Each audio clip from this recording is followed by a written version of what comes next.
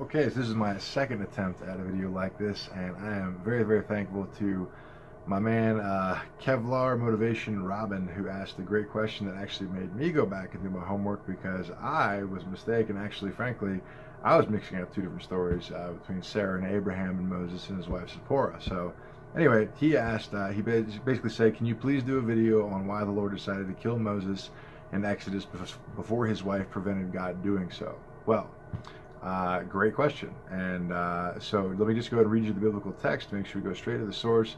And by the way, I always recommend going back to the King Jimmy.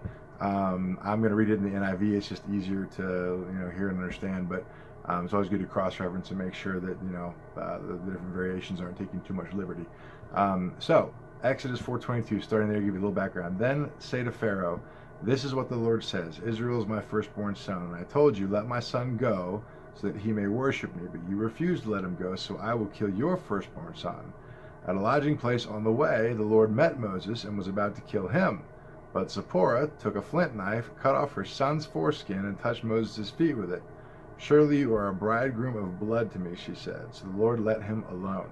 Now, weird, okay? First of all, let's be honest, all right? Circumcision has become this normal thing we do, but back in the day, not so normal, okay? It's kind of like Christians, talking about drinking the blood of Christ and eating his body for communion. That sounds really strange to someone who's not familiar with Christianity and what we mean, by the symbolic representation of it. So the other thing is also, I didn't pray to start this video off. I prayed before the video. I always do pray. Anything that comes from my mouth that's not from God, man, please let it fall away and be forgotten. That's what I always pray, that it will happen whether you try or not. And if you ever hear me say something that's unbiblical, please point it out. I would be more upset with you if you didn't point it out than if you do. I want to know biblical truth. I do not want to stray from it. It's very important to me. So anyway, that being said, let's move forward. All right. So now the first question is this.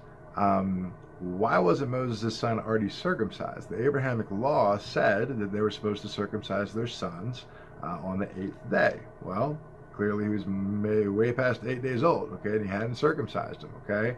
Now, God is about to use Moses as the mouthpiece to tell Pharaoh what? To tell Pharaoh, hey, disobedience is a big deal. In fact, disobedience is going to result in severe punishment, okay?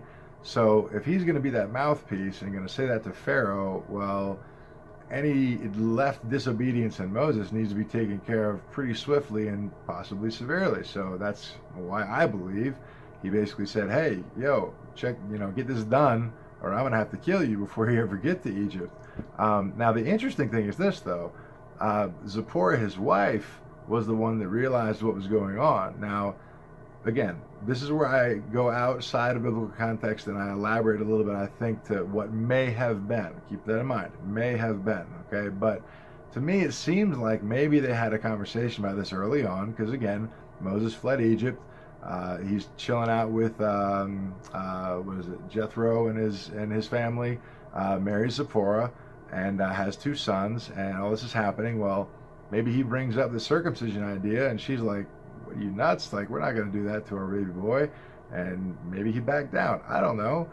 Maybe they had a long discussion about it, and it was a sort of contention between them. I have no idea. The point is, somehow she knew that this was an issue. Somehow she knew this was something that was supposed to be done, and it wasn't done. And somehow she knew God was about to strike down Moses, and she did this to save his life. Well, that's interesting in and of itself, okay? So thankfully she did, and she did what she did, and he lived, and, set the nation of Israel free. Kind of a big deal, 2.5 million people, being taken out of bondage. Here's the main point I really want people to catch in this whole thing. Once again, it looks like God is being harsh. It looks like God is like swift to just bring down the sword, and how dare you not circumcise your son? I'm going to cut you down and kill you. Really, think about this. How long had it been since his son was 8 days old? How long had he not been obedient to God's law? How much did God still use him? God already spoke to him at the burning bush. God already said, even with all of his excuses, I'm still going to use you. I'm going to use you to set Israel free. Even after Moses tried to take that into his own hands and his people rejected him. If you go back and read earlier in Exodus, all these things, God was so gracious and patient with Moses. It came down to the last minute to where he was going to represent God before Pharaoh, where God was like, all right, this thing's got to go. This disobedience got to be taken care of, or I can't use you to represent me. That's how I see it. And I hope you can too, because again, it just shows the patience and the graciousness and the mercy of God that he would do that. And even after Zipporah is upset and does that, okay, he still uses him.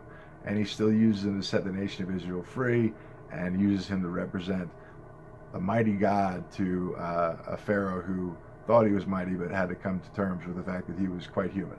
So anyway, I hope that helps. I kept that much more concise. I hope you appreciate that too. Please do comment below, and please ask questions, because I want to do more of these videos, but I want to do them to questions that people have questions for. I don't want to just start throwing stuff out there like I think you want to know. I want to know what you want to know. And then if I feel like I have an answer and it's an honest biblical answer, I'll tell you. If I don't, I'll research it and then tell you. And if I still can't, I won't say a word. I'll say, sorry, look elsewhere. So anyway, thanks for watching. Hope you appreciate it. Look forward to hearing back from whatever you got to say.